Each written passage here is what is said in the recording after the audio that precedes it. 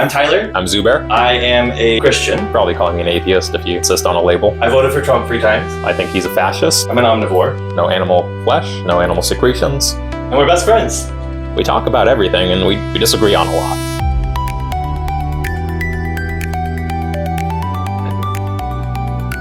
Should we start with most pressing issue of the day? Yeah, I mean, let's see. So do we go with hell or Iran? Because I mean, like, we've got 2 really important issues.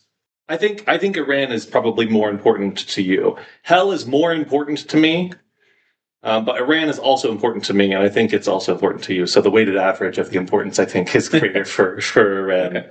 I appreciate that. I think we'll be able to segue pretty easily. Okay.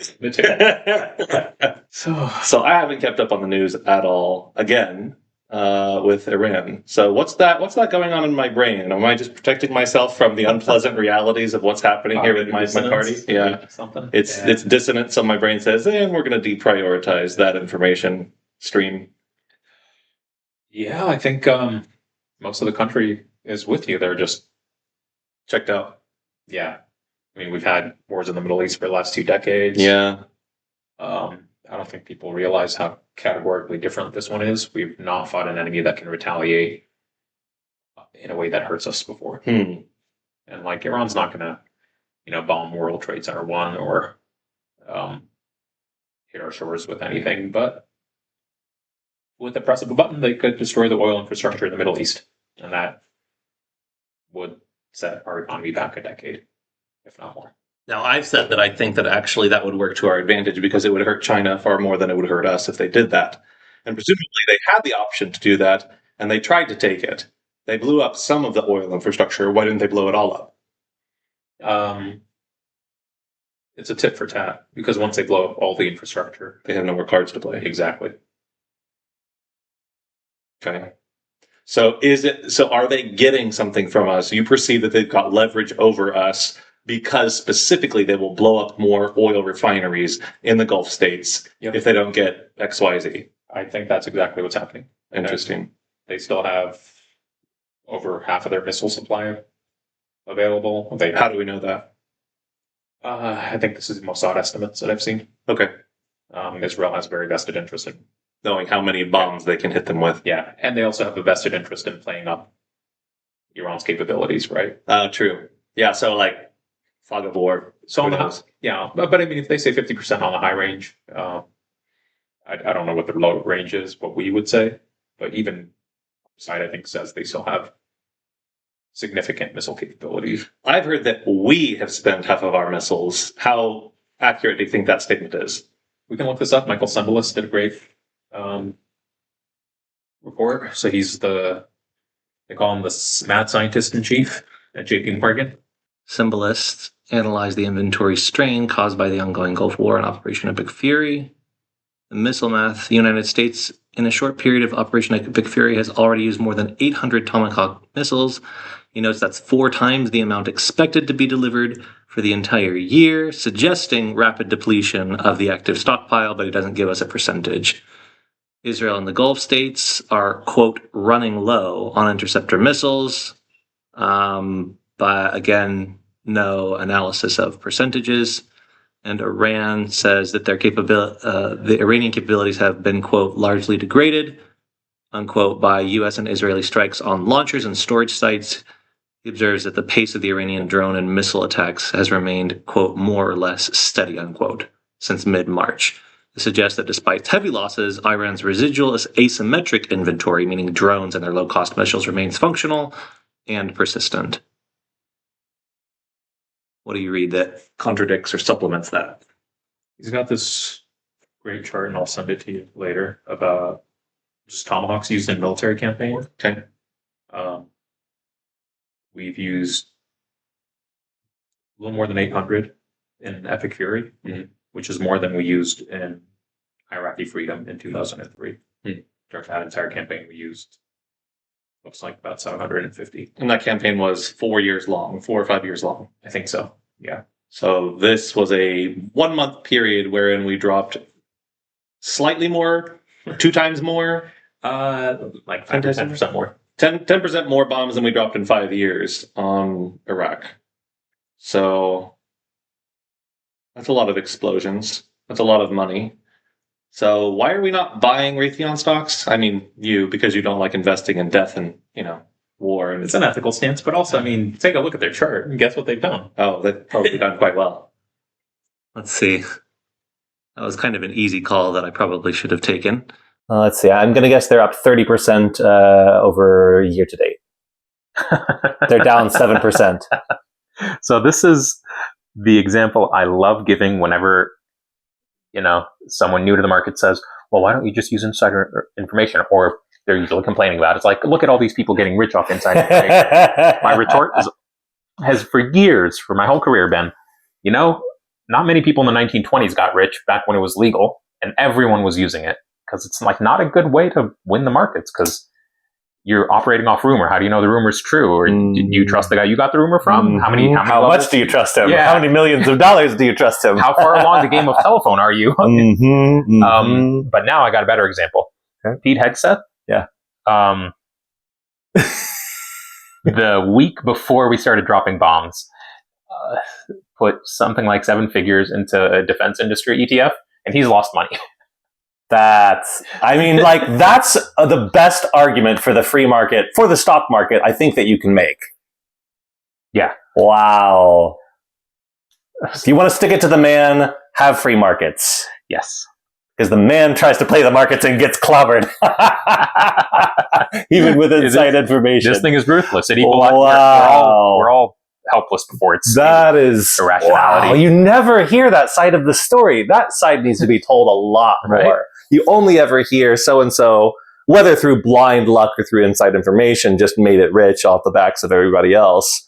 You never hear so-and-so using his privileged position lost money because the markets are effectively random. Wow. Over short terms, especially. That's pretty good. All right, so our missiles are depleted. We don't know how much. Iran has still asymmetric capabilities with their drones and their cheap missiles.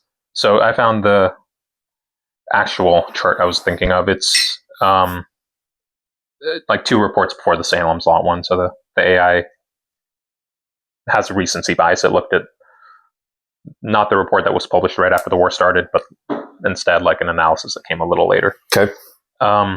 So he has 3 separate tables. He always goes in depth on these. I'm only going to quote one, but the rough estimate he makes to figure out what percentage of our stockpile is being used is if we were to bomb Iran at the same rate that we did during the first 96 hours. So what is that like?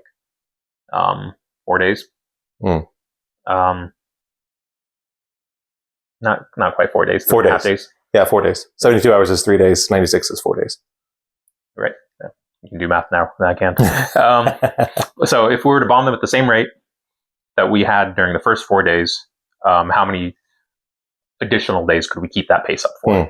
And then he gives for 6 separate categories of weapons. So precision missile strikes, we would only be able to do that for another 12 days. For the bunker busters, we would only have 13 days. The interceptors, 25 days. And then at the very bottom of the list, for Tomahawks, we'd be able to do it for another 34 days. So clearly the pace of our bombing dropped off after the first 4 days. But I mean, all the stuff here, like our stockpile, if we were going at max intensity, we got a month. It's not like we can sustain with the high-tech stuff through the end of the year. So then if we're going up against an equally matched nation like China, what does that say about our capabilities? I think it's clear that we would not be able to project power. That doesn't make sense. We spend $1 trillion a year on the military, and we only have enough bombs to attack somebody. I think maybe this is just a rate obfuscation. It turns out that the nuclear explosion can only be sustained for a few seconds, and you can't really even sustain it. That's because you don't need to sustain it for more than a few seconds, because the amount of destructive power released in those few seconds is unfathomable. So I think when you hit somebody and you hit them hard and fast, the idea is that you hit them hard and fast, not that you continue hitting them hard and fast. So I think you're right that there's a rate component of it. Like we absolutely bombed the heck out of them the first 4 days. Which is what Trump said he was going to do on the campaign trail. It is what he also said: no new wars, America first. Yep. But two things I want to say that. First, I think we have a lot of dumb bombs. Like this is our high-tech fancy stuff, bunker busters, interceptor missiles. We could probably also just take TNT and like just drop it. And I think we probably have an unlimited supply, right? Close to unlimited supply of that. Yeah. But second, like even hitting them fast and hard with our high-tech, expensive multi-million-dollar missiles, we have not accomplished our objectives. The regime is still in power. If anything, it's more entrenched. It's more radicalized. And now they are demanding the Strait of Hormuz, which is, like I've been saying, it's a fundamental shift in the geopolitical landscape. Iran now gets a kill switch on the global economy. They get a seat at every table if we let them keep that. And I don't see how we get around that without boots on the ground. So with a minute left, I'm going to take 30 seconds, and you take 30 seconds. Best case scenario, worst case scenario. I think best case scenario is we get Iran, or the IRGC specifically, to bow and say, you know what, it's just not worth it. We really need to just come to the table with the United States and say, we give in. What is it that you want? You can have the uranium. We're not going to say death to America anymore. Our citizens are going to have free and fair elections. And the Ayatollah isn't the Ayatollah anymore. That's best case scenario. Worst case is they become a global power and now they can project their insane ideology even further. How about you? So I'll give you the chance to do the same, but I'm going to rate your best case scenario as having a probability of less than 5%. And your worst case scenario, I'd say probability of about 15%. I think the reasonable best case scenario for me, so like something within like the 20th percentile, is that the IRGC agrees to hand over their nuclear materials to like let Russia or China like safeguard them, give it to a third party. Interesting. And they agree to be a part of the global economy without sanctions. Worst case, we go in with troops on the ground and it turns into a quagmire and we don't achieve our objectives. Like they remain radicalized or get more radicalized. Okay. So let's actually pivot then and talk about the economy, because I think that's important here. We are very much a nation that's driven mostly by the economy, not so much by military threats. Our elections are every 2 years, not even every 4 years. And so really an enemy only needs to hold out for about 2 years maximum because of the massive unpopularity that war has in the United States. So whoever initiates the war, you can bet that the opposing party is going to use that as a talking point to say, look at this terrible thing that's happening to our country. We need to elect our representatives to get this thing to stop. And I think that that's been pretty consistent if we accept the attack on our soil in 2001. So accepting 9/11. World War II, I think you have to accept as well. I think World War II, we were extremely hesitant to get into the war. Then we got attacked. We got attacked. And so when you hit us on our own soil, you done stepped in it. But aside from that, not really anyone wants to get into this. So economics is important. It's always the market stupid when it comes to the election cycle. It's the economy stupid. So when we are having these next midterms coming up, the question isn't whether Democrats are going to win, it's how badly are they going to beat the Republicans. Yep. If they sweep the House and the Senate, not only could you have an impeachment, you could actually have a conviction, which is something we've never had as a country. It's always been, he got impeached, and we're not going to do anything about it because there is no conviction. And this has been everybody from Bill Clinton to Nixon. So that would be new if the Democrats were able to sweep both House and Senate. And they'll probably take majorities in both. The question is how deep a majority and how much of their will they'll be able to exercise. So once they get those majorities, is that a good thing for the economy or not so much? Oh, that is hard to say because I think the most important thing for the economy is this shock that's happening with the Strait of Hormuz. We've taken 15% of oil supply offline, and usually like 1 to 2% mismatches between supply and demand are enough to move the price of gas like $20. Like this is just a hammer waiting to drop. Yeah, and interesting. I don't know if I said it on the podcast, but I'll repeat it again. From Pakistan to Cambodia to South Korea, people's lives, the way society is being run, is changing because of this oil shock. Yeah. And this is what happened when Russia invaded Ukraine, and there was this giant food and energy shock to the global system. The rich nations, Europe and America, we paid up, and we got to keep our lives the same. The poor nations, they had to go without. The same thing's happening here. So I think the effect of the oil is the most important thing that happens to the economy. I don't know what happens if Trump loses and the Democrats come in. Does the market think that's good? Well, last time we had a Democrat president and a Republican Congress, that was fairly good for the economy. But the last time we had a Republican president and a Democrat... was that 2018 and 2020? 2018 to 2020. We had that crisis, if you remember, that 3-month period where at the end of 2018, we sold off dramatically. Was that the money market issue? That might have been it. Yeah. Yeah. There was some kind of issue where the markets freaked out. It was very short-lived. It looks like a blip now if you look back on it.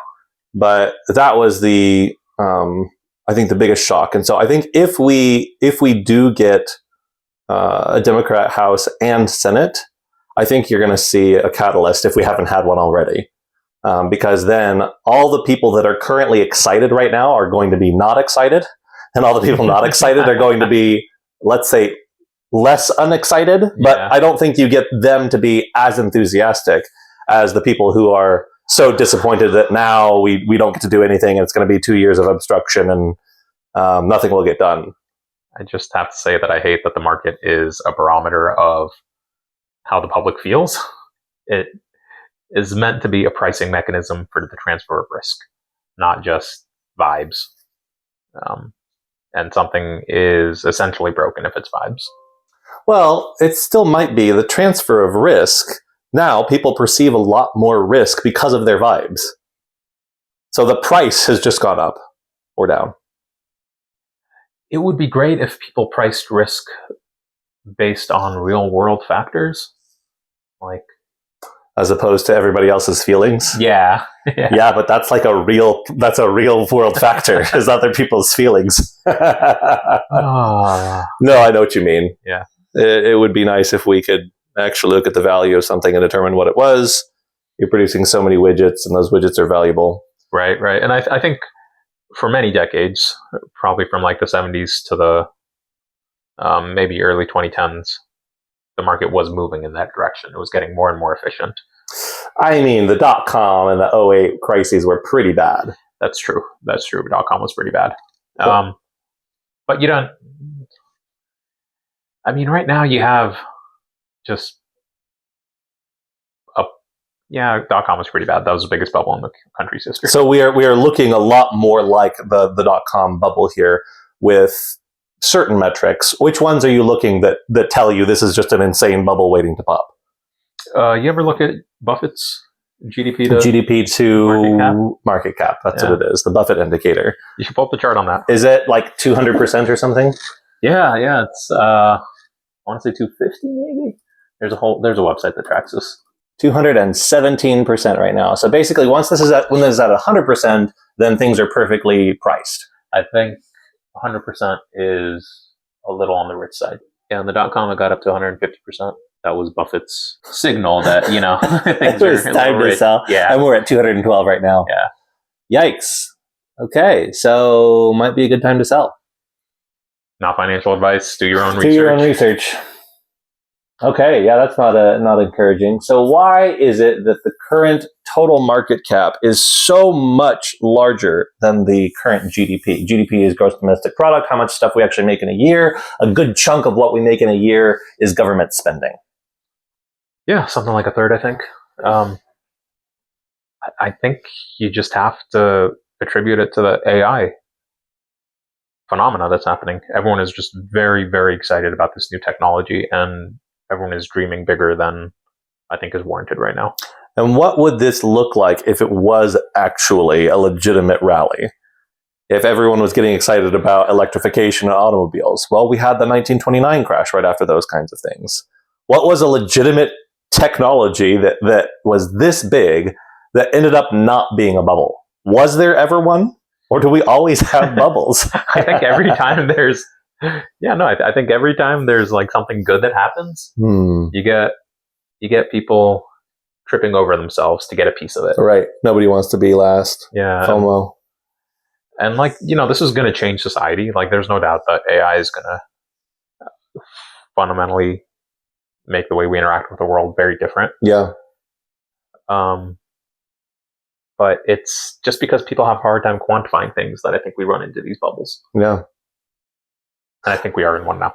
AMD is doing really good things. Finally, it seems like being recognized. And I thought about buying them a long time ago. Year to date, they're up 55% over the year, 260%. So, yeah, I don't know why all of a sudden they have become recognized. I haven't heard any news blips about them becoming the next AI chip maker, but it makes sense that they would be in second position. So I think they're trying hard to develop like their own GPU programming language and catch up with the things NVIDIA is doing. Yeah, so year to date, NVIDIA is just about flat, whereas AMD is up almost 60%. So that's interesting. Apparently, NVIDIA is 208 a share, and AMD is 347 a share currently. I mean, NVIDIA is like $5 trillion in market cap. I think AMD's got what's their market cap? 700 billion, maybe. Doesn't say. Yeah, there it is. Yeah, 600 billion, 560. Yeah, so easily could be a backup. 10X. I don't know who else would be in second position beside NVIDIA. I guess Google's making their own chips now. Yep. Probably Tesla is working on their own chips, or XAI. Yeah, Microsoft is, I'm sure. Yeah. So you can buy one of those, but this is not part of the Mag 7, and so maybe there's still value there. I don't know. DYOR. Yeah, do your own research. So we got 4 minutes. Yep. I want to run a simple analogy by you. Okay. Just to poke at your thinking, because you get this stuff as well as I do. I'm always struggling to find a good analogy to explain the stock market to people that view as woo. And for years I used to use houses. I was thinking instead of switching to everyone's sometimes considered dream of owning a food truck. So you buy the food truck for $10K, which you used to be able to do. That's your purchase price for the stock. And you think that over a year I can make 500 in profits a month on this thing, 6,000 a year. So that's a 60% return. That's your earnings yield. Sure. And then you have to consider, like, all right, I made 60% the first year. Am I going to be able to do that same thing next year? Or is it going to change? Then that's how you explain the difference between forward earnings and trailing earnings. Mm-hmm. And then for the price component, you just say, well, am I buying the food truck to sell the food and operate the thing? Or am I buying the food truck because I know Matt next door wants to buy a food truck? Yeah, and I know he's got 20,000 in the bank. I think he might pay me 20 after I get mine. Yeah. Yeah. So is that a valid analogy for stocks, or do you think like the growth component? Yeah, because you've got the earning component in there where that's not so apparent in a house. Like you can't really readily make that tangible to people. So that's a good way of explaining like this asset actually has a yield on it. I don't know, man. Whatever I would tell people the stock market, I would just say, this is not like anything else that you're going to decide about in your life. Every other decision, you're going to use your hindsight bias. You're going to say, last week I went to the restaurant and it was good food, and so I'm going to go there again this week. Okay. And if you do that with the market, you will be very disappointed because your hindsight bias is contingent on a reality that has some kind of coherency and some kind of consistency. And there is no predictable pattern that you can use to invest in the market. I mean, isn't it just earnings yield? Like over the long term, I think valuations do a pretty good job over like a 10, 20-year period. Well, if it is over the long term that we're trying to invest anyways, then you should just be invested in stocks all the time. Not if that wouldn't have worked if you were in a European country in World War II, because then your country's stock market is going to zero. Every company is going bankrupt, and there's going to be a restructure. And yeah. So looking at the highest earning yields companies and just build your earnings yield ETF. I know that that's not going to work. Why do I know it's not going to work? Because it doesn't work any other time either. Yeah, no, I don't think it should be a filter for which individual stocks to pick. Okay. But I think in the aggregate, like if you look at the market's earning yield versus what you can get in a savings account or in a 20-year government bond index, yep, you can make an asset allocation decision that way, if not a security selection decision. And the only reason that you would decide to take a lower earnings yield is because you want more stability. You want the guarantee of the government bond. Well, right now, everyone is taking a lower earning yield by investing in the S&P 500. The earning yield is like 3.2%. As opposed to 5 on the 30-year, 4.5 on the 10-year. Everyone is banking on Matt next door buying the food truck from them for a higher price. Yeah. So that's the market. I'm pessimistic. You're not optimistic. I say that, but I'm still long. I shorted Trump 3 times and I got my butt handed to me all 3 times. And so I'm really hesitant to be a turncoat for a 4th time. And so that so far is standing me in good stead. But can I explain to you why this is actually a rational rise in the market and everything's actually fairly priced and it's just going to keep going up from here? I can't really make that argument with a straight face. I guess other than to say that the market has always gone up in defiance of our expectations. That's a real phenomenon. It climbs a wall of worry, and it's don't be short. It's good advice when it comes to the market. It's true. I can't argue with that. So, I mean, it does look particularly frothy and unjustified, but I don't know. What did all the other people say at times when the markets just continued relentlessly rising and wiping out all of the shorts? It's probably what they said then. Yeah, I don't think anyone's ever recommended go short, but I think they do recommend go underweight stocks. Like instead of being 90%, maybe ratchet it down to 70%. If you're close to retirement, maybe be 50-50 or even less than that. DYOR. Yeah, actually. So... speaking of hell, retiring right before a bubble. Right before a bubble, man. It's really kind of vicious how much of this is dependent on timing. I have had a wonderful experience investing in the stock market. I got a job in 2010, and then I that was my first real job. That was my first ability to actually invest in the market. After the dot-com and the 2008 crisis. My brother got his first job in 2000. He has had a completely different experience of investing in the stock market than I have. And that is no one's fault except time. And that's just like, that is a bummer. I don't know what you do about that. So, don't be too caught up in getting wealthy off of the market is the reality. I think you have to figure out how to make an earning other than by picking the charts and doing the numbers and hoping and praying and rolling the dice. My mom actually used to play the Forex, and she almost got her butt handed to her. And she prayed, and she's like, if you just get me out of this, I promise I'll never do this again. And so she actually was able to, she was deep red. It came back to neutral, sold everything. And she said, the relief I got and the appreciation that I got for an honest day's living was immense. And she has never gone back to trading the Forex. She was one of the lucky ones. Most Yes. people don't come back. No, from the she was red. extremely lucky that actually came back. So, there's something to be said for working with your hands and having a skill to generate wealth from. Watch a lot of Warren Buffett videos, and then one of the conferences in the last decade, probably after the post-COVID inflation, there was a 12-year-old girl that asked Buffett, how should I invest if I'm worried about inflation ruining the value of the dollar? And his response was like, you're 12. The best thing you can do is figure out what you want to do with your life and just be really good at it. If you're the best dentist in town, if you're the best plumber in town,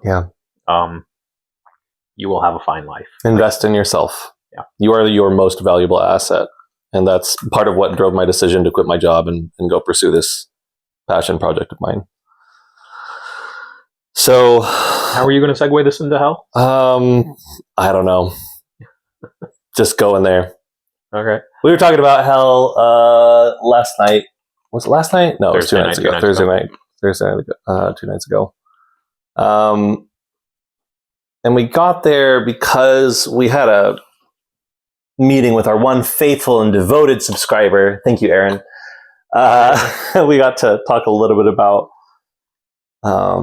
truth and values and worldviews and objective morality and why suffering exists. Yeah.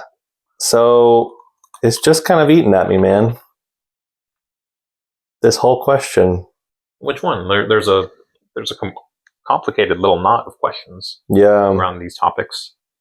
Yeah. I don't know what specifically is eating at me. I don't like my theology. I think that's what it is. I don't like the theology of hell. I wish that it were other than it is. And I think that a lot of Christians have tried to do away with it because the implications are so unpleasant. But just like you say so many times, truth doesn't care about your feelings. It doesn't. We would rather pursue the truth no matter how unpleasant it is than to live in a fantasy land. So let me ask, what do you actually believe the afterlife looks like? Because I've heard, the standard literal descriptions, like you're in a lake of fire and it's just constant pain, like you've never imagined. Yeah. But I've also heard more cerebral, in some ways more horrifying versions of heaven and hell, where heaven is almost a blissful communion with God and everyone else in heaven too. And hell is just the absence of that. So it's almost like a... By comparison, yeah. But also like Very it's like a unpleasant. sensory isolation, right? Like we're social creatures. You're alone. You're disconnected from all your senses, but somehow still aware. That sounds like a nightmare. It does sound terrible. I don't think that's the picture that the Bible paints. I think the Bible specifically uses the imagery of fire many, many times. And I think that that's like, it isn't because that's how the authors were able to convey like a really unpleasant feeling. It's because there's actual fire. God made fire. God made the nervous system. And he made our rational capability. The implications of these descriptions are, I think, intentional. And I think to the extent that you try to make them other than they are, you're just the clam covering over that grain of sand with yet another layer of saliva so that it doesn't irritate you. And I think that this is really irritating me. It's very uncomfortable. And I don't like the idea that you would be suffering for eternity after death I'm not going to say for no other reason, but for the prime reason that you refused to acknowledge by name Jesus as Lord and trust in him for your salvation. Even if you had been a more peaceable person, gracious person, kind person, I've said a couple of times, I think you take nonviolence further than most Christians that I've known. And I think that that is right. I'm pretty sure that within balance, within bounds, there's a limit to nonviolence that I think actually being a pacifist would actually be immoral at some point. But I think that the limit to which you're taking it is not immoral. I think that actually most people are a lot more comfortable with violence than is Christian of them. And so even if you are these kinds of things, the clear teaching of Scripture that I have seen, that I have studied, that I have listened to for most of my life, is that without faith, it's impossible to please God. That your good works are as filthy rags before God. That he's not impressed by the things that you can do. He doesn't need you to do good things for him. That what really is important, that's the wrong word, it is faith that saves, not works. And I don't know why that is, but I do know that that is. Yeah, and that's the side of religion that turned me off, because that seems like mistaking thing for the name of the thing. I love trees and forests because they are these giant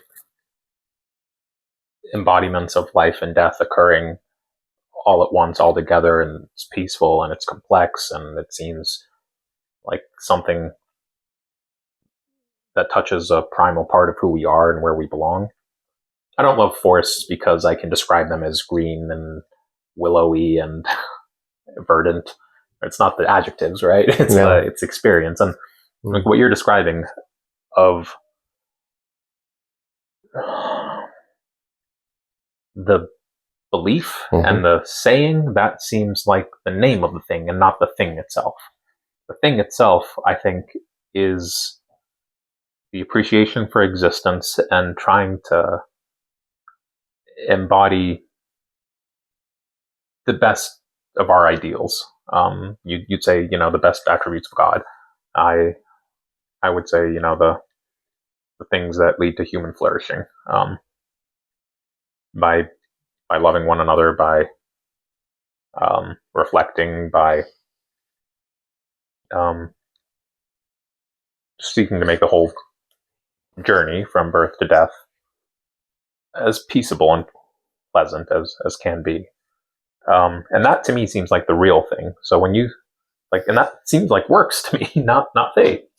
I would agree, but I think that I would classify faith as something that actually works. And I think that this is biblical too, to say, oh yeah, I believe in Jesus. And then also turn away the poor person and say, get away from me, you filthy mongrel. I think demonstrates a lack of faith. So it's convoluted in one sense, but I do think that there is a distinction between saying, I do not have faith in Jesus as my savior, but I do good things, as opposed to saying, I have faith in Jesus as my savior, therefore I do good things. I think the distinction there is important, not only because it fits my theological grid, but also because that will give us the structure for how we define good and love and maybe things. So this morning you told me that we were talking about, I forget what, ethics or the golden rule. And I explained some chain of thought again to you. But you said, I think you arrived at the right answer, but for the wrong reasons. because this is a thing that has happened to me a lot in my life, I tend to get at conclusions the wrong way a lot. I want to ask if it actually matters. Like, if you put on a short trade in 2006 or 2007, Yep. because you thought it was like The wombats. The wombats are going to cause the short. the wombats, the solar cycle, the return of the Fresh Prince. I don't know, but you made like a killing and you set your family up for life. Yes, it would very much be different than actually having done the right thing, because now you will think that it's the wombats, and you're going to make the next trade is going to be wrong.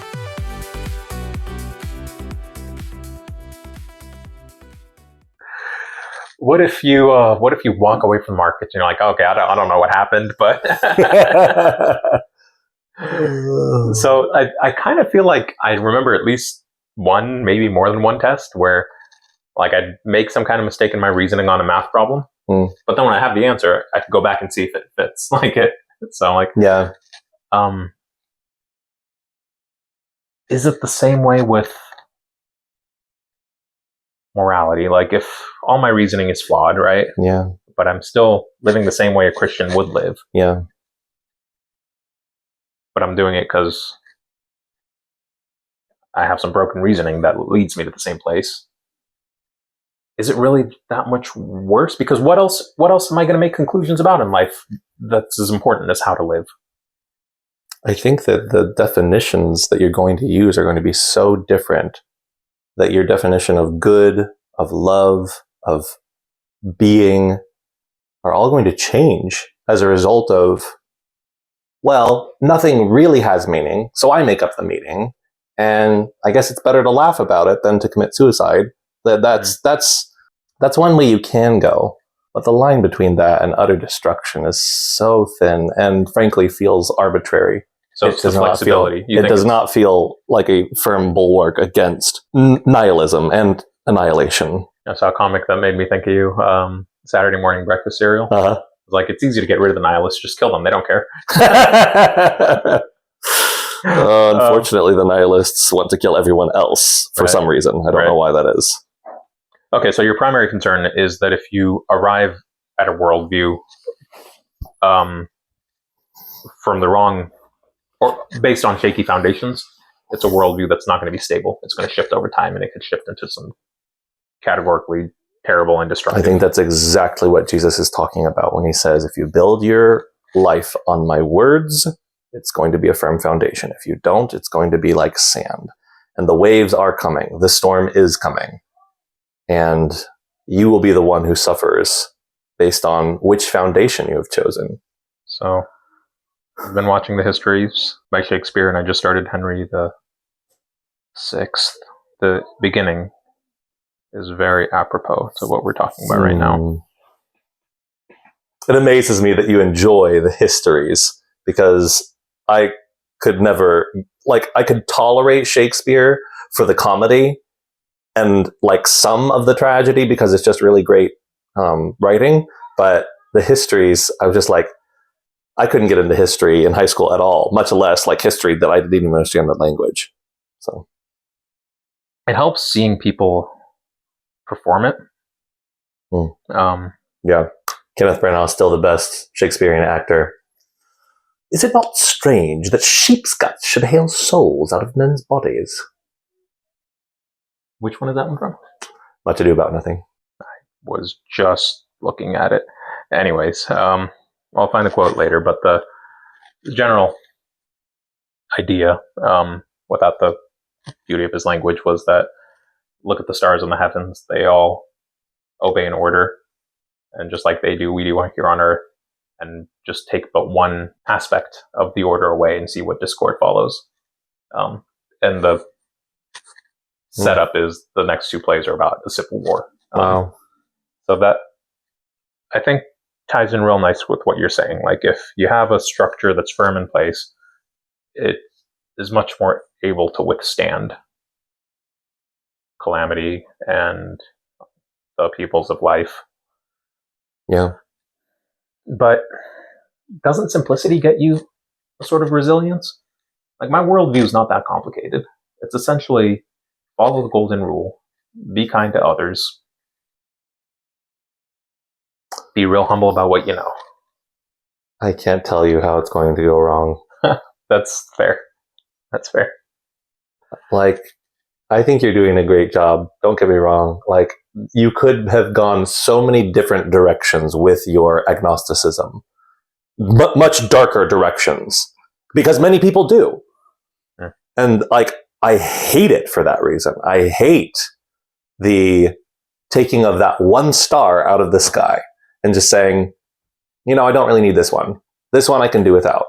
And you have no idea. You have no idea how important that is to the entire structure of the universe. And making it on your own. To your point, yeah, like there are a lot of people that screw it up in surprisingly myriad ways. You went recently to help feed the homeless, was it? Or Yeah, on Monday. But yeah, you saw a few of the ways that Things can go wrong. you don't recover from. I met the most joyful homeless guy, Tavares. I think Tavares is his what a name. cool name. Yeah, that's what I said. Happy guy. I was like, Tavares, how did you find yourself here? He's like, I had this plan to start this farm. Oh no. That's your plan. It resonated a lot. He's like, so I got a plane ticket out here from California, stayed in the Airbnb, and all my stuff got stolen. Oof. I said, all your stuff? He's like, my passport, my birth certificate, my social security card. I was like, first of all, I didn't know why you carry that stuff with you, but I guess he was like moving permanently away from his family and wanted to start his own thing. I don't know. I don't know your story, Tavares. Anyways, that was his life, and he's been at this shelter for 3 months because it took him a month and a half to get his birth certificate from the government. It is not a fast process. He needs it for... I don't know. Okay. I take most of these stories just with a grain of salt, but that's his story. And then several weeks after that to get your social security card, and then several weeks after that to... I mean, he doesn't even have really a working phone. He has what he calls a... not a ghetto rat phone. Something like a ghetto rat phone. The government phone that they give you. The service like almost never works. Okay. Which is like a major bummer. And so you kind of need connectedness to like find a job and get services and so on and so forth. But he was just joyful. He just had an optimistic spirit. And I just walked up and I was like, Tavares, do you love Jesus? And he's like, I do. I was like, I knew you did. You could just tell. All right. You could just tell. Like there's something about the resilience of this faith, not only that it's persisted for 2,000 years, but that it creates some of the most beautiful kinds of endurance in the face of adversity. I don't know what stories are out there from atheists that have said, my non-belief in God has caused me to really persevere in the midst of this cancer. My belief that there's nothing after has just really allowed me to believe, to just be kind and careful and thoughtful, even though I'm going through this ridiculously unfair, lousy hand that was at no fault of my own. And all the vicissitudes of life come at you. And it's like, I don't understand how that doesn't collapse you. I'm trying to think of like some atheists that I look up to, and I guess I don't have a huge list. You do have that saying, there are no atheists in foxholes, right? Right. These days, because everything's corrupted by gambling. The phrase I see online is, there are no atheists at 50 times leverage. But you're right. It does seem like a belief in a higher power does help people get through some of the rougher parts of life. But on the other hand, you have philosophies like Buddhism, right? There's the famous image of that monk who set himself on fire in Vietnam, and then just maintained composure. Burned to death. As he burned to death, yeah. And you have, I think we've talked about them before, but you have Japanese Buddhists who their highest state of enlightenment is to literally starve themselves to death over the course of something like 2 months.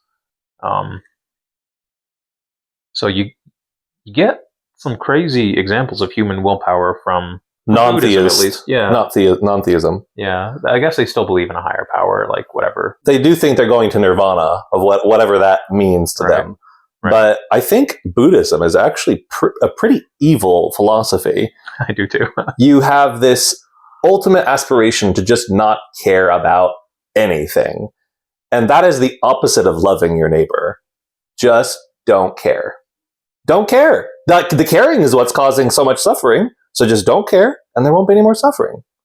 Get rid of all desires. The act of Christ going to the cross is called the Passion. Passio in Latin means suffering. It was an incredibly great act of love to suffer for somebody else. So, yeah, I cannot get down with Buddhism for that reason. I think it's not a good philosophy.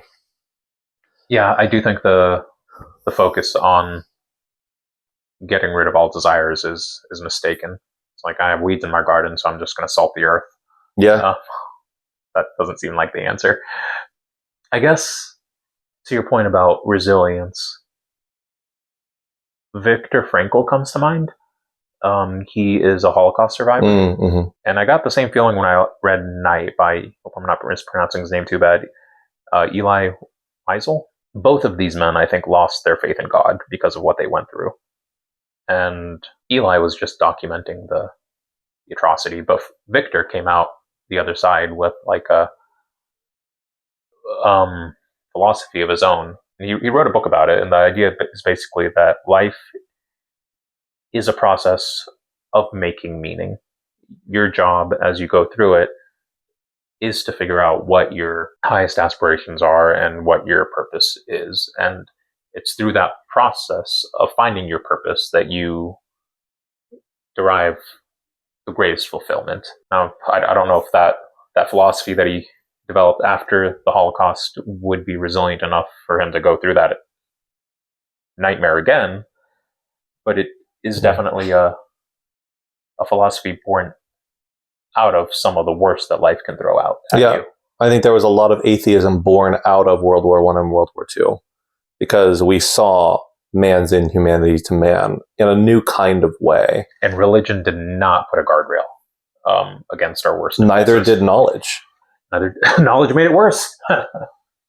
And so this has been the classic, I think, the classic answer to how we prevent evil in the world from a non-Christian standpoint or non-religious standpoint, is we just need to educate ourselves better. And that did not work. No. That is not a bulwark against this kind of evil. Not in the least. This is why I find myself, when we're talking, always returning to the idea of what is safe to do with your talents.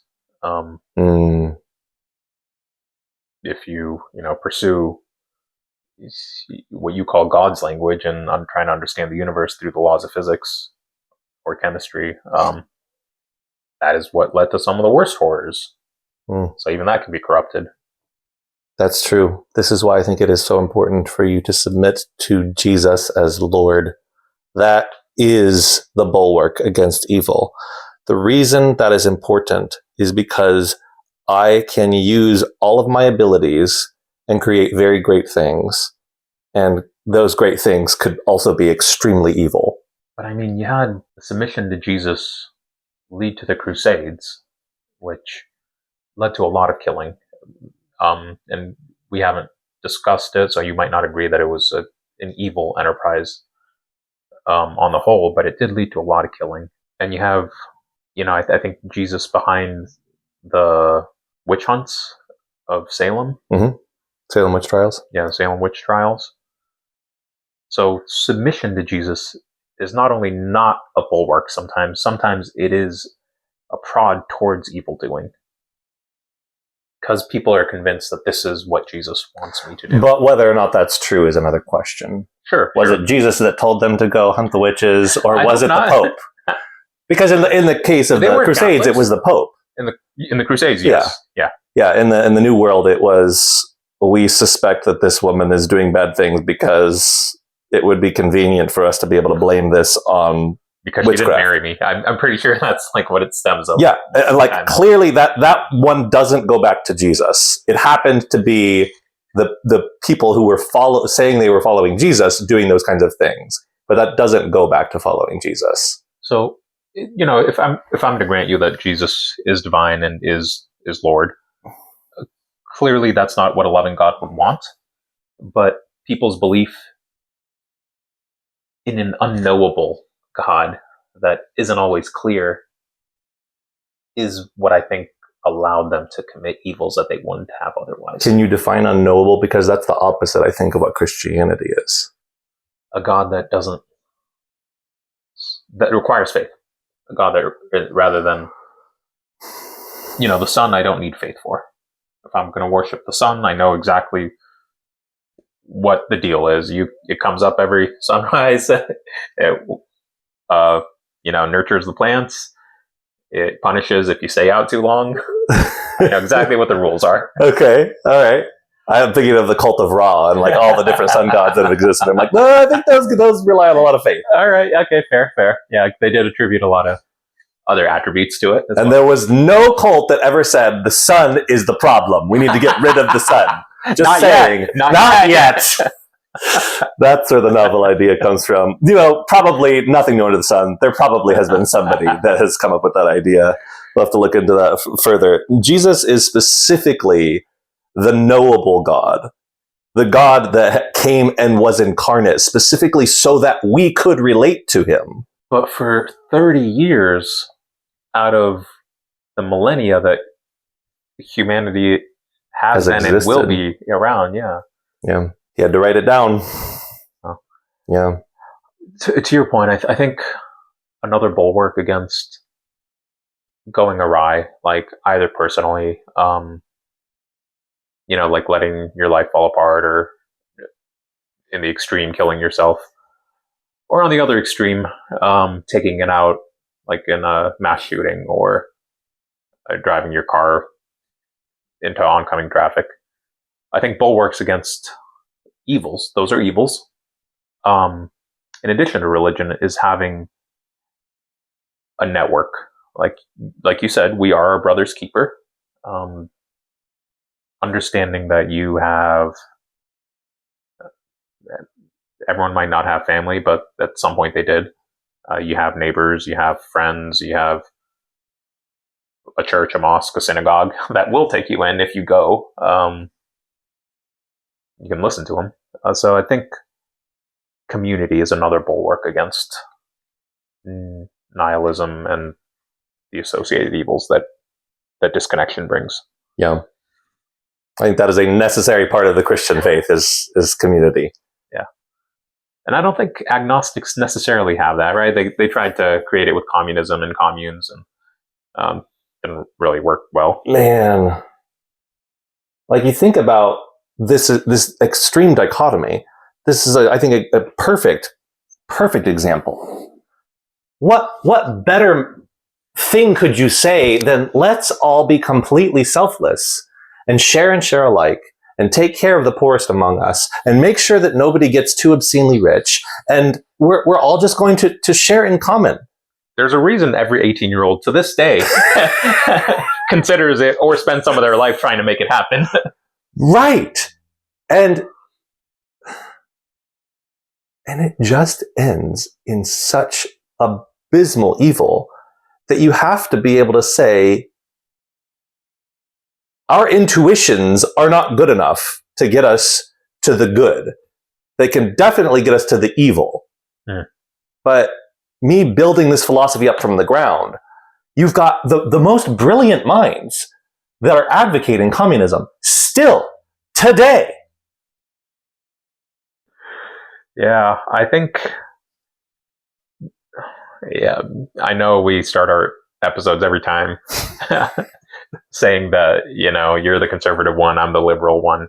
But as I've gotten older, I have become more conservative. And oftentimes especially when we are talking about big government. I find myself being the more conservative one. I'm always reminded of... Only because I'm in power and you're out of power now. Watch it flip as soon as we get a Democrat president. Right. But yeah, there's... You know what? Repetition is the key to knowledge. So I'm not going to worry about whether I've repeated myself. There's this law in England where if you want to take down a fence or a structure, before you do so, you have to come up with a reason for why it was there or why it could have been there. And only until you can explain that will they allow you to take it down. This might be an apocryphal story that I've heard, but I think the principle is useful. Yeah. Especially when it comes to social norms. If you have a thing that works, that gets lots of people living in some sort of stability, then you don't mess with it too much. But then you have to be able to adequately describe it. And we can't. We cannot adequately describe why the fences are there, especially when it comes to God's revelation. You should only marry a woman. Well, why? He didn't tell us. Guess what? All of these terrible things happen when you don't do that. Are we going to just learn that by experience, or are we going to just take God's word for it? I guess both. Okay, so yeah, that's a great point, because now you're coming to something I disagree with fervently, or very strongly. Culture does have prohibitions that I think have been harmful. The prohibition against gay marriage being one. I guess that's where the balance comes in, right? Because society does have to evolve. We can't live the same way the pioneers did. And morally, we absolutely should. Technologically, you're right. We should advance. But I think morally we should advance as well. So let's not focus on the issue of gay marriage where we disagree, but let's talk about women's rights. Okay. The pioneers would not have let women own property. I think that is a huge benefit that we have now, that women are allowed to own property and have independent bank accounts. Women could own property in Jewish times, like 1000 BC. So now you're just calling back to an older culture. Yeah, like, okay. Is that Christianity's fault, or is that humanity's bad culture fault? I don't think you derive that principle from Christianity. I think you derive that principle from, well, we're from England, and women don't have rights in England, so... Yeah, I think that to the extent that we follow the Bible, yes, the morality will be great. So okay, to steel man your argument instead of just attacking it, maybe the right way is to still mix and match and try to be conscious about the culture that we live in, but have an eye towards traditions that have withstood the test of time, rather than trying something different just because it's different. Yeah, or at least having a lot of apprehension before we try something new. Because I don't think that the intent in trying something new is to advance. I think the intent is to dismantle. I think the intent is to destroy what has come before, because it's viewed as this oppressive regime, this yoke that needs to be cast off. And really, it's a bulwark against really awful things happening. I think you're right in that framing. I think a lot of people it's called social reform for a reason, right? Like they do view it as a yoke. They do view it as something that needs to be cast off. And that is probably a necessary component, because like an organism, like there are parts of culture that sometimes do grow incredibly sick and do need to be looked at, like slavery. Yes, we just have to define what the sick and healthy parts are. Yeah, that's the problem, right? That's the whole debate. Yeah. I think that we look at a healthy organism and we can define very specific organs in an organism. One of them would be a cell wall, or the skin.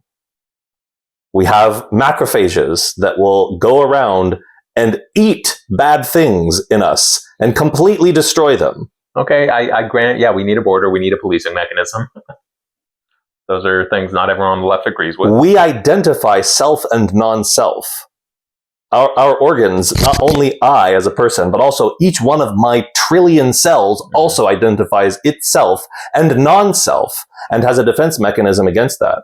And the United States today is currently having an autoimmune disease because it doesn't recognize what is it and what is not it. And that's a big problem. And I think that the liberal circles will call that nationalism.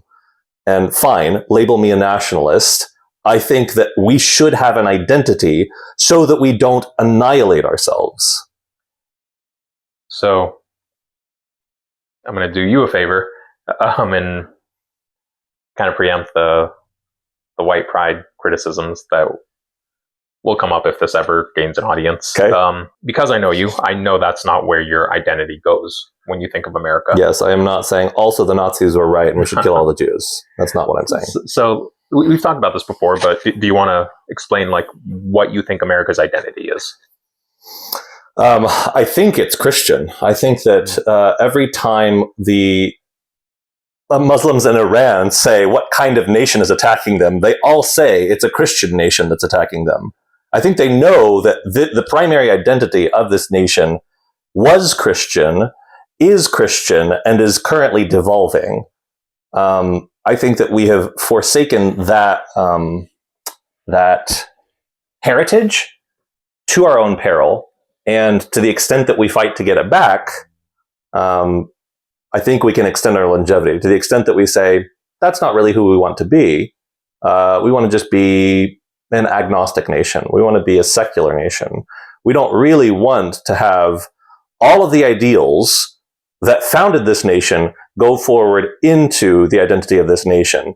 By the way, where do your rights come from in this nation? It's not from the government. It's from God. That is not an atheist, agnostic, Buddhist idea. That is specifically a Judeo-Christian idea. Creator, I think is the word that's used. From their creator. Yeah. Yes, the judge of the world. So I still disagree with you on this. I think this is a nation that was founded by Christians, and they made, when they wrote the Constitution, not before we had explicitly Christian forms of government, but when they wrote the Constitution and we came with the form of government that we have today, I think the Christians that founded this country and wrote the founding documents of the Declaration, the Constitution, and the Bill of Rights explicitly and very consciously chose to leave out any mention of Jesus and any mention of a specific religion. And I think they did that because they thought that the most important aspect of American identity is government of the people, by the people, for the people. And they felt that that was so important to bring to the world and to show that it was not something ludicrous. It wasn't an irrational system that was going to self-implode immediately. They felt so strongly about it that they wanted it to be universal for all of humanity. And they wanted this to be a beacon, not just for Christendom, not just for Europe, but for all of Asia and Africa and the rest of the Americas. So I do think that even though this nation has a clear history interlinked with Christianity and the West, and all of the thought that entails, and it still is majority Christian, let's not ignore that fact. I think the important thing about America is something explicitly not Christian and universal, which is anti-Christian or just not explicitly Christian? Not explicitly Christian. I think it's just self-government. Representative government is the most important defining identity of America. It's a good argument. My counter is swing and a miss. They were this close. But they were so smart. They were. And they chose not to put it in there. They did. They chose not to mention Jesus. They mentioned God 4 times in the founding documents. Yeah. I mean, Jesus is kind of a critical component of the Christian religion. And right? If they had intended this to be a Christian nation explicitly, they would have used the word and they would have used the name. They didn't. Or our Lord or our Savior. Any reference to him. Yep. They didn't. And they probably didn't because they had just come out of several wars between Catholics and Protestants, going back and forth, killing each other. And they decided, maybe we don't want to have that part in this country. And I think where they went wrong was this was government by the people, of the people, for the people, not the current monarch and whatever the current monarch's religion was. I can't say this would have been any better because that's a counterfactual that we won't ever know what would have happened. So that's religion. Religion and hell. And religion, hell, American identity. Iran, the economy. let's see. What else have we not covered? I don't think I've talked about my heat pump yet. Yeah. All right. How have you not? So, I mean, we just talked about, finding meaning in life and figuring out what you're supposed to be doing. And Right. You've been doing a lot of that. Yeah, I've been trying to figure out, maybe I need to just take on this really, really hard problem and put my brain and AI to the test here and see if I can come up with a new invention. So I quit my job almost 10 months ago in July, and I decided that I was going to go be an inventor. That was a really fun conversation to have 250 times with my clients. So for what it's worth, Tyler is a little bit more than 2 standard deviations above the norm when it comes to standardized intelligence scores. So he has it well within his wheelhouse to actually invent something. Richard Feynman famously had an IQ of right around 120, which I think is 1.5 to 1.8 standard deviations above the norm. I didn't know that. Yeah. It is a great example of the failings of IQ, because Feynman was a genius. Yep. But also, it's just a testament to how you conduct your thinking is more important than how much horsepower you have behind Yep. the tool.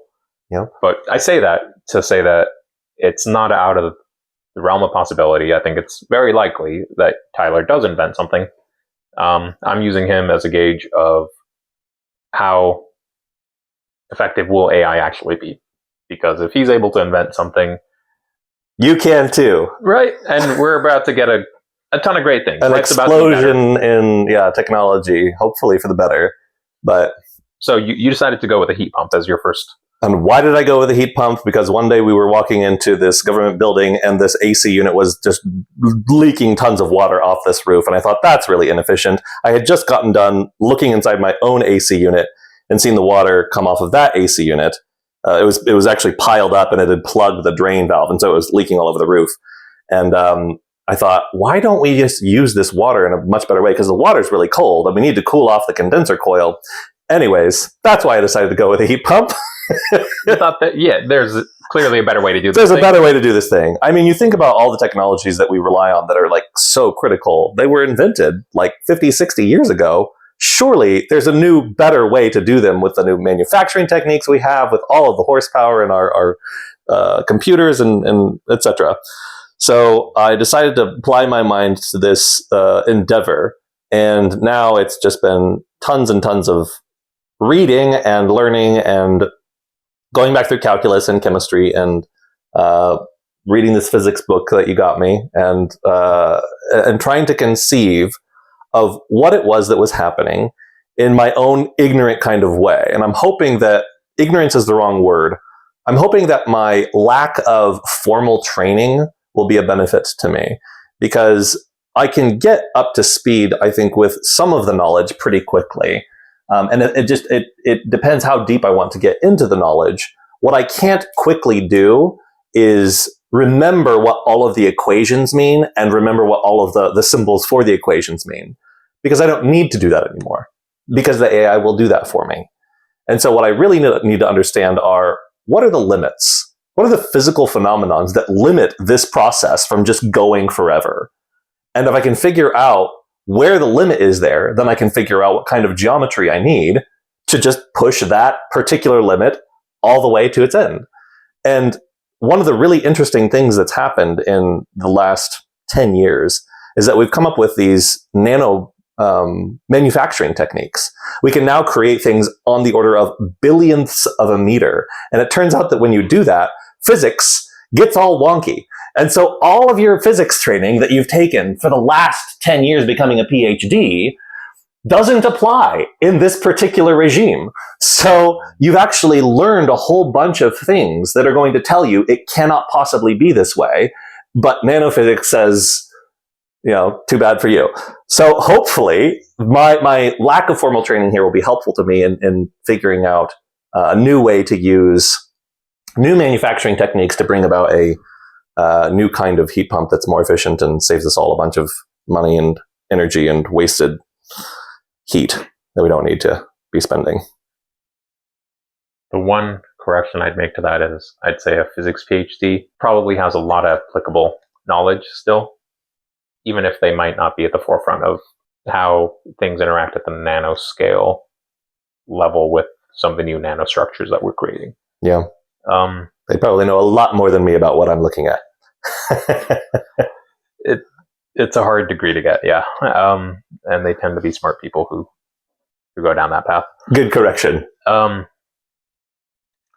But what stands out to me the most is, as you're talking, it's reminding me of how many chains of thought there are Mm-hmm.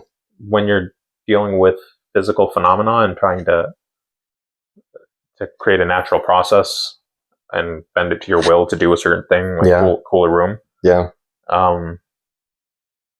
In most of my thinking, and most of it is unfortunately economics, I only do maybe 2 or 3 chains of assumptions together. Whereas just as you were talking, I think you had like 6, 7 strung together.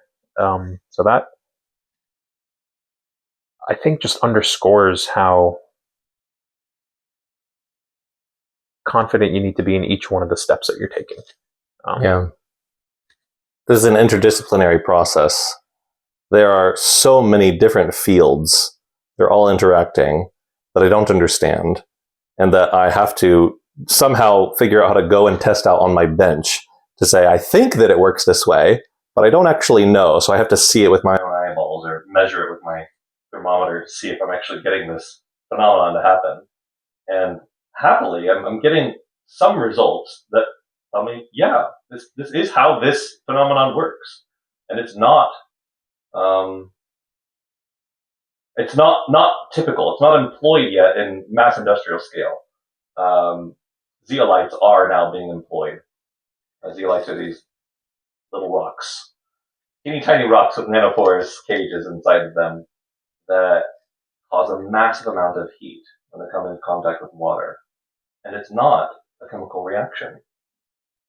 It's this physical process of just annihilating entropy, where you have this water that was freely moving around and is now completely constrained. And the reason that you have this massive amount of entropy release is because now the water has a definite position and can't move around anymore.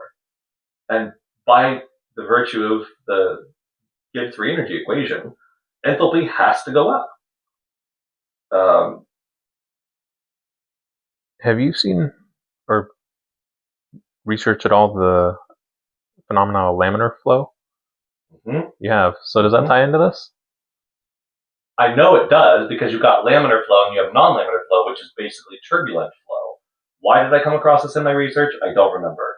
But turbulent flow is important because the more turbulence you have, the faster you can get something to evaporate. And so you really want a turbulent kind of regime, which is a really high, what's called a Reynolds number. A Reynolds number will give you this measurement of how turbulent something is. You get a high Reynolds number, that means you're going to get faster evaporation.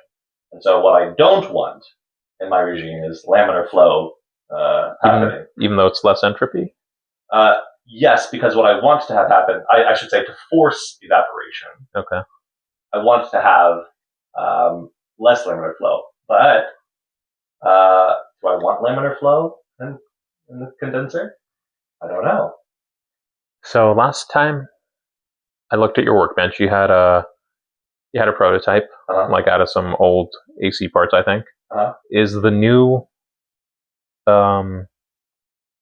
angle that you're pursuing with these nanostructures going to be using some of that same prototype, or is it completely new?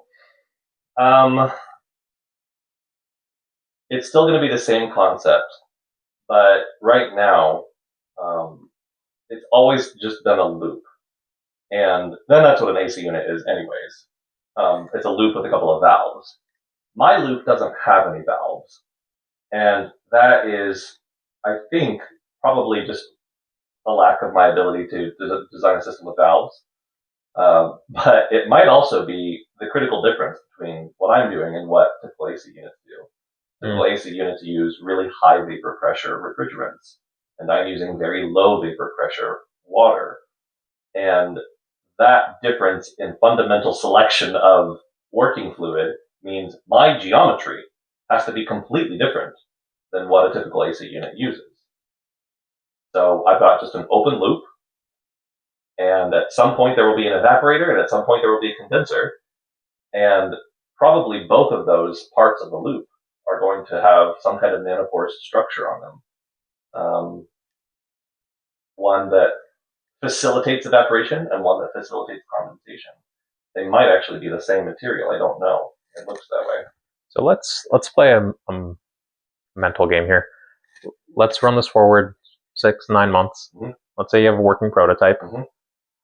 You've invented something with the help of AI and your own tenacity. What next? What do you do? Scale. So you stick with the idea. Manufacture. You stick with the idea and try to wring as much juice out of it as you can. Yeah. I mean, first, invest in NVIDIA. Buy a bunch of AI stuff. Yeah, right. Um, But do your own research. yeah. But figure out how to manufacture the thing here as rapidly as possible. Run a ground game. Find some small podunk AC company. Say, hey, we're going to put you on the map. We're going to completely annihilate your competitors. Once we have a bunch of sales, then we're going to go and sell ourselves to Sealy International or somebody to just say, this is the new heat pump. So you go the Edison route. You engage in society and you try to mass produce your thing. Yes, because the alternative is getting knocked off, is getting ripped off before I have a chance to actually bring my idea to market. The Chinese do not care if you have a patent. Right. They care very little for what that U.S. patent means. You can't enforce it. Boo-hoo for you. I am currently the beneficiary of that regime whenever I buy stuff on Amazon because it all comes from China. So the best way to beat China at their own strategy is to join them, is to go ahead and be capitalists again. Work really hard, build the thing, sell the thing, and then move on to the next thing. That was going to be my alternative. You could, instead of getting involved in the manufacturing and all that, sell the idea to someone for $500K, $2 million, whatever. Yep. And then be a Tesla. Be like, all right, I got a bigger runway. I can invent more stuff now. I think the $500K only comes after you've proven that you've got sales. You've proved that the thing has actually been purchased. Maybe not. Maybe I can just take my prototype and be like, look, a new process. Give me money. I don't think there's anything that prevents that person from being like, good idea. We're going to take your idea and not pay you any money. So, yeah. Okay, fair. Have to prove sales and then sell this to a big corporation to monetize this. But I don't think patent is the right route, and I don't think that trying to sell my idea to somebody without a patent is the right idea either. So this is the question I'm really interested in. What would come next? Like if you spend all this mental energy and you understand this enough to do something new with it, do you stay in the same general knowledge neighborhood? Health goes next. I'm going to get into health area. I think specifically because my wife has several issues. Jaw issue, thyroid issue, back issues. That, I think, is a good move because I like the articles I've been sharing with you have pointed out people are doing that right now with AI. They're creating custom medicines. They're sometimes misdiagnosing and going down wrong routes, but there is new medicine and new procedures being made because of AI, and that alone, right? Like if we can save some kids' lives. One of the articles I sent was some guy saving his dog's life because of all these new data centers. That's absolutely worth it. Yeah, I mean, there probably is a bunch of froth, but I do think it's a new world now. I think this is our This is our America. This is our it's 1500 and Columbus is just like this. This is our new world. There's a new world. This is our new world. Yeah, you can all go be landowners in this new world. What? I'm gonna go sell everything I own and go on this incredibly dangerous voyage, hoping that maybe I might get lucky enough to cash in on this reality, this new possibility. Exciting. It is exciting. That's a great way to frame it. This is a new world.